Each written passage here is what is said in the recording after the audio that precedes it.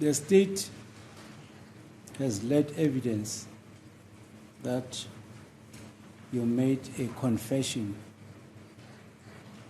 freely and voluntarily in your sane and sober senses, and you were not subjected to any inducement. What is your comment on that? Umbuso ke lethe ubufakazi noma uthuleke ubufakazi ke noma amagama kubizwe ofakazi ke ukuthi lana wena ke wagonyuluka ungaphoqiwe ungekho nje lutho eyenziwa kwena noma mhlambe kube nomthelela ongasimuhle owabakhona kwena kwakuphuma kuwena wawukhululekile enkathi ukwenza lokho uthini ke wena lokho? Cha angaze ngikhuleke Nkosi kaTo ngicela ukuyicacisa la. Okay. Asithathe kancane ke. No my lord, I was it never happened freely. May I just explain? Yebo singayijahi ngiyacela ne. Konke okwenziwe kimi kwangesiyona intando yami. Everything nokwenziwe nawumbotho kwangesiyona intando yami. Everything that happened to me, my Lord, was not out of my own free will. Even that which happened with Mboto, it was never out of my own free will, my Lord. Yebo. Ngangihlukunyeziwe, ngangethukile futhi since besikhombe ngebhambe ezinkulu lokhu ngibuza imibuzo kusuka ekseni kuze kuyoshaya ikhathi eshaya kushona ilanga. I was abused, my Lord, pointed with firearms. From the morning up until late in the evening. Akukho engakwenza ngithi mina ngwenze engakwenzayo ngangikwenza mangisayina ngangiphephisa impilo yami ngoba wayengekho umuntu lapha ya owayesesayidini lami nomuntu wayefisa ukungisiza. Umuntu wayelapha kwasekufana ukuthi amabulesi empilweni yami. Ngifisa ukusho konke lokusho yena ngicela ukusho kancane nongajahisa zami. Whatever I did, my Lord, I did it in order for my own safety, to save my own life. There was no one there amongst them who was on my side or protecting me. Yebo.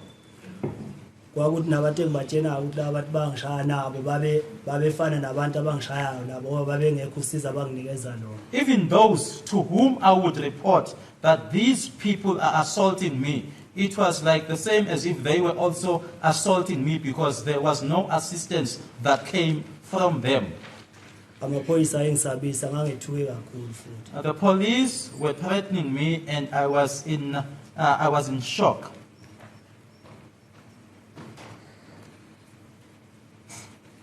Is there anything?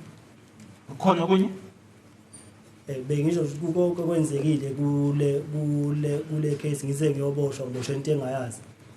Amaphoyisa ayengithusela engishaya engihlukumeza ngayo yonke indlela umqondo wami ngokuphazamisekile kakhulu. Everything that happened in this matter, my Lord, were even leading up to my arrest, was arrested for something that I know nothing about, and I was being assaulted by the police, and I was also fearful. And I was also in shock. Okay. Tell us what happened in that office. Kuleli ke manje ihhovisi leli nalabantu oqedwe basho manje kwasekwenzekani kulona? Baphinde nakhona bangibuza imibuzo ukuthi ngazini ngokufa kukaSenzo sebehlele ematafuleni. Again, I was asked as to what it is that I knew about Senzo's death, and now at that stage they were now seated on tables. Yes. I informed them that I knew nothing. Then what happened thereafter? I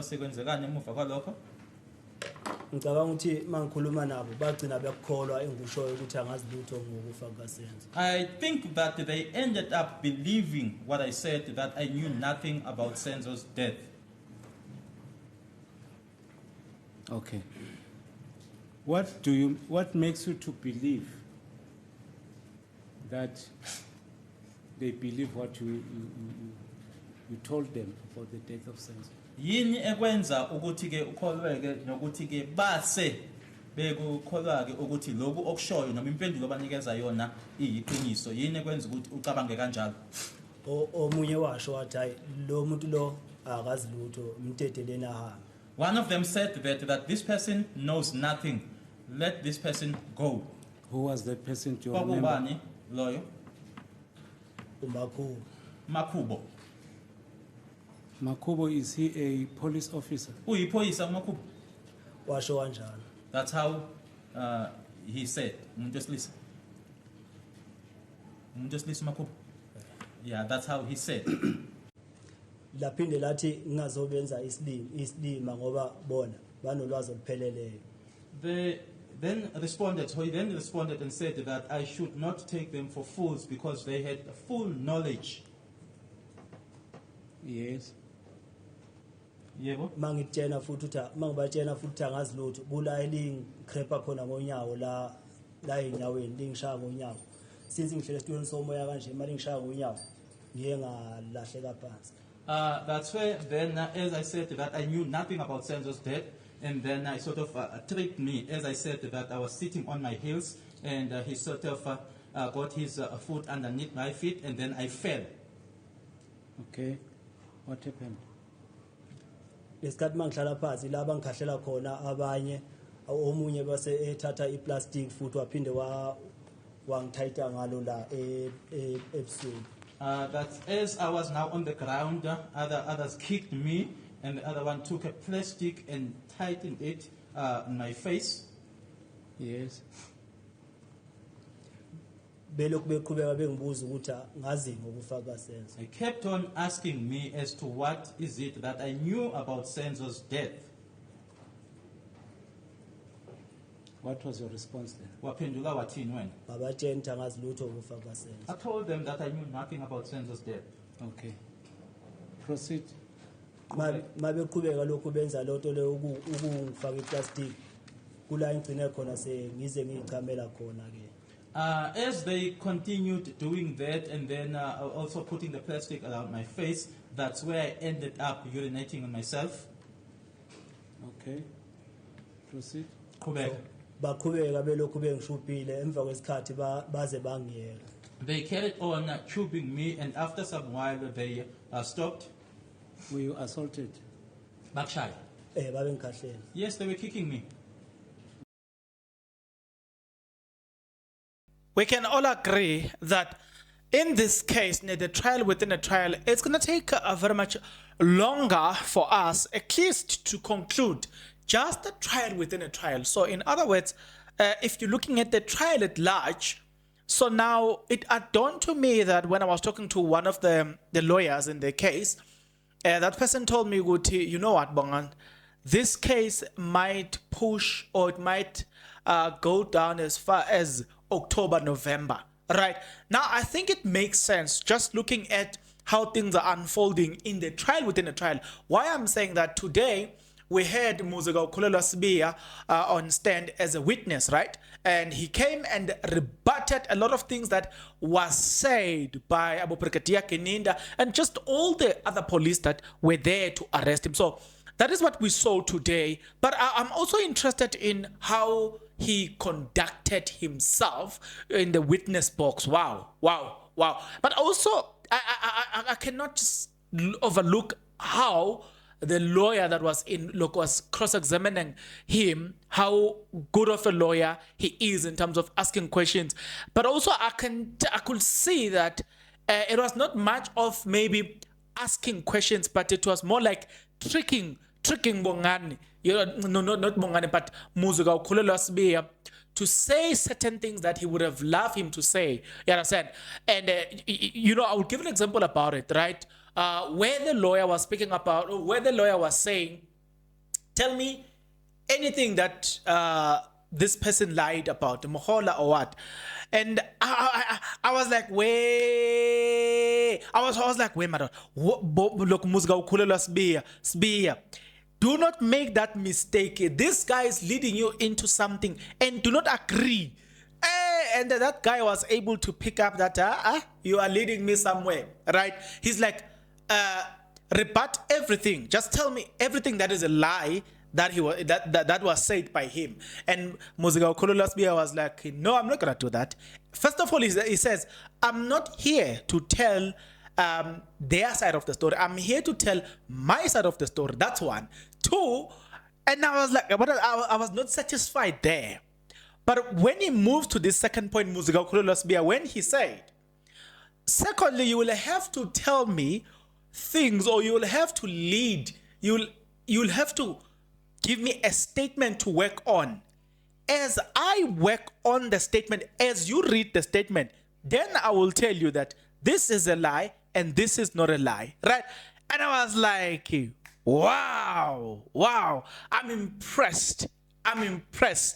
If you are not yet subscribed, what are you waiting for? Come on, good people, because to subscribe it is free, to like the video it is free, to comment in the comment section below it is free of charge, to click the notification bell it is free of charge, to share this video it is free of charge, to watch this video until the end it is free of charge.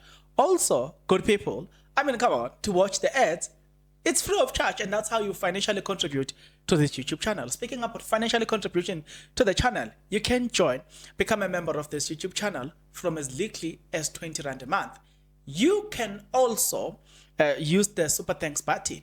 In case you don't want to do that, guys, there is a way where you can use my media company banking details to donate to the channel, and you know what I'm saying, will bring you more, and also guys want to buy more equipment. So the power is in your hands.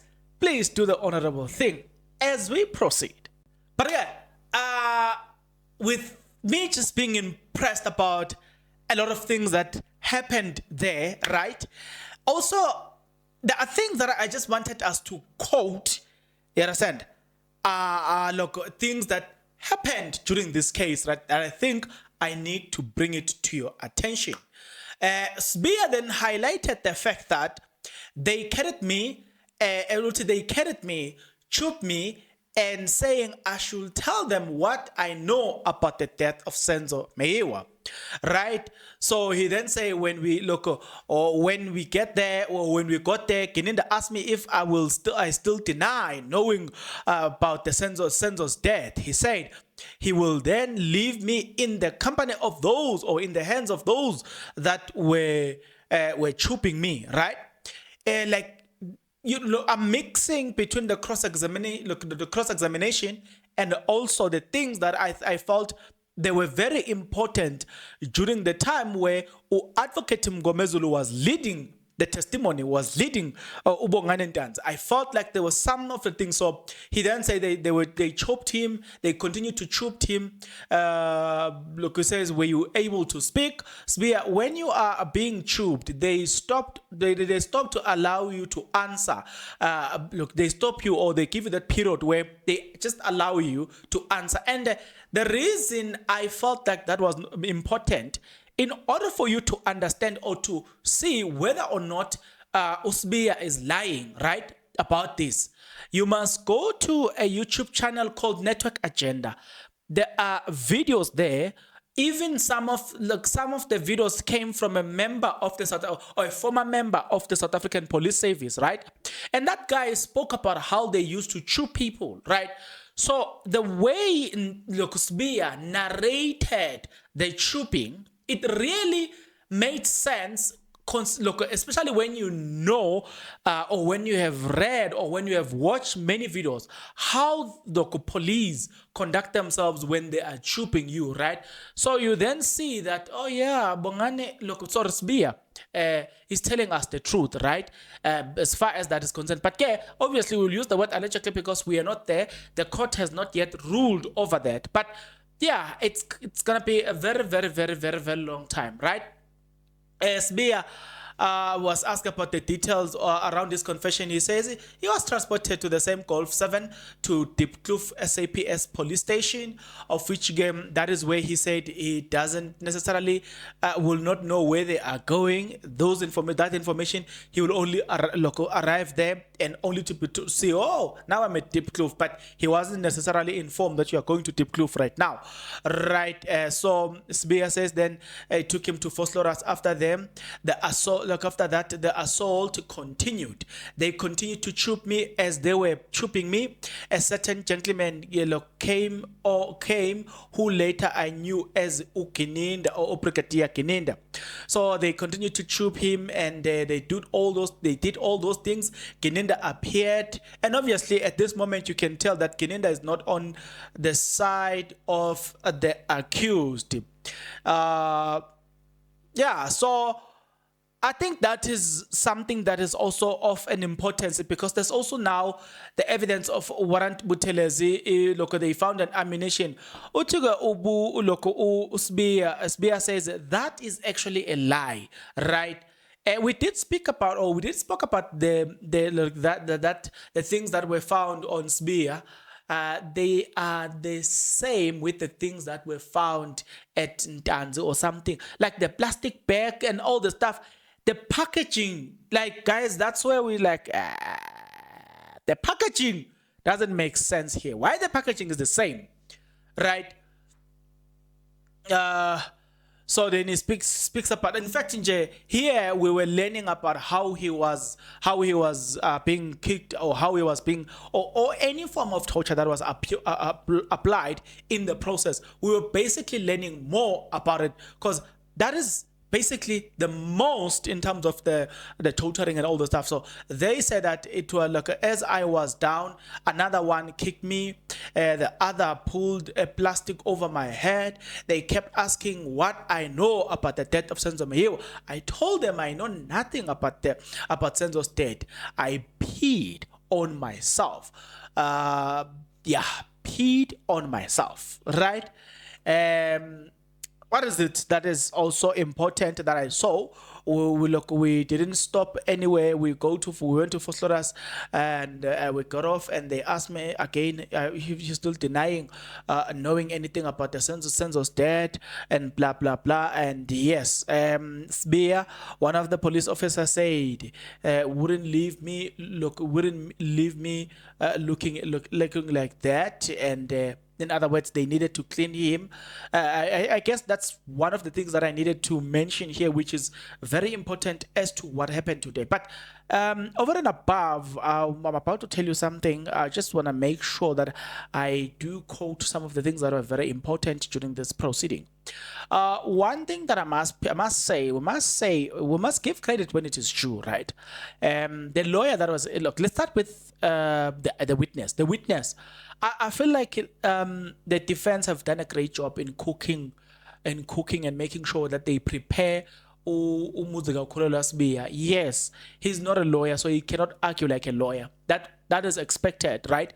And he doesn't know the law, and also he's not fluent in English. But as a Zulu man, you can hear that the man has got his story together, right? And equally so, when you are listening or watching the lawyer that is cross-examining accused number 2, you really can tell that, you know what, look at the lawyer now came prepared. But what I saw, the lawyer was leaning more towards tricking Bonga Lokuntanzi, because he realized that, you know what, this guy is well prepared. This guy, he knows his story, right? So in order for me to win this one, I'm gonna have to trick this guy, right? He stayed on questions such as why didn't you rebut the evidence of Mohola and everything? Because you said he lied from A to Z. And listen to the answer, and I'm like, wow. I'm listening to the answer. The answer is given by Sibiya. The answer is, listen, I cannot rebut everything that he's saying, like she's saying. If that's the case, then there's gonna be chaos in this court. I cannot do that. I cannot. And then I'm sitting there, I'm like, wow. He's like, I only rebutted the information which I knew it was important for me to rebut. But I knew that my day will come where I will tell the truth and the side of my story. And I'm like, wow. And then the lawyer that was the first trap. The second trap that this lawyer is setting is that that one that that was highlighted, right? He stayed on this one that you were busy participating. You even came with a notebook. Why didn't you rebut all the things? And this guy says, no, for the sake of a court order, I realized that doing that, look, it's gonna cause chaos. And then the lawyer says, but there was a time where advocate Ramasipet was with you while the lawyer was conducting the cross-examination. And Sibiya is like, no, I don't remember that. I don't remember that. And I'm like, wow, hey, yeah, it was very, very, very tense. And then the lawyer said the other trap, which was very, very important, right? And the lawyer says that, okay, listen, Bongan, listen, Sibiya, tell me something that is false in this whole thing, as I've already indicated in the past. When he said that, and I knew that this is a trap, you fall into this one. You rebut some of the information and you leave some. You are done. He's going to ask you, why not this one? That means you are lying. So then Sibiya was like, no, I'm not falling into the trap. But rather, give me what you think when I should rebut. And I'm like, yeah, what a twist. He take everything that he was given and twist it around and say, read me the statement. Then I will tell you, as you read what Mohola said, I will tell you what is lie and what is not lie. And I was like, wow, what a breather, because wow, I knew that this is a trap. So what we saw from the lawyer that was cross-examining accused number 2, we saw that he is more into setting traps. He is more, and that's very dangerous. It's a very dangerous game. He sets a lot of traps and pushes you to the traps, right? So if you don't know your story, you will easily fall, right? That is what we have seen. Then if you're listening to the conclusion of this lawyer, right, how he concludes his cross-examination for the day, he says, tomorrow we are gonna have a long day and I'm gonna ask you a lot of questions, right? That is a psychological trick. You might find that tomorrow he comes and asks only 4 questions and then he's done. But he scares you. Now you come prepared. And it's, in other words, it gets you tired before you can even get to the task. You know, have you ever thought of a situation where you are, let's say you've got a lot of work to do at work, right? Or at home, you've got a lot of work, right? So you get tired as you think of that work because you understand how much of a magnitude or how much of a heavy task that you need to perform at home. So the mind approach the task with a bit of tiredness. That's the game that it was setting, right? And also creating a bit of anxiety to say, he's coming up with a lot of questions. So it means that he has seen a loopholes. That is what he was planting in his mind. Oh, that means there's a lot of loopholes in this whole thing. So you know what I'm saying? It's creating this thing, that anxiety with a bit of doubt, implanting a little bit of doubt in your mind. That is exactly what the lawyer was working on today. Realizing that, hey, this guy's going to be a very difficult guy to deal with. He's going to be a very difficult guy to crack. And if I were to win, if I'm going to win that, I'm going to have to play the dirty tricks of being a lawyer. And he applied it. But I don't know how. I guess the defense will then do justice by preparing accused number 2 for the long day tomorrow, which I'm telling you, it might not long. It might be long, but it might also not be long, right? It's just one of those things where you are playing that dirty trick just to weary the mind of this guy. That is what I've seen. What have you noticed, right? But I must give credit to the 2, both the witness and the lawyer, which comes from the state, the guy that works with Advocate Baloyi. I must give credit. Yeah, I know. Today it was one of those most difficult things to watch and emotional because you kind of feel like, you're going to make a mistake, Bongan. You're going to make a mistake. Sibiya. You're going to make a mistake. You're going to make a mistake. You're going to make a mistake. You know what I'm saying? Any slight mistake that might happen here, we're done. They will chow you alive. That's what we saw today. It was very, very, very, very taxing emotionally. It was very, very difficult. But I don't know about you, but for me, I saw Advocate Mgomezulu. I don't know whether he was tired thinking or what, or you kind of feel like, hey, you don't know what to expect.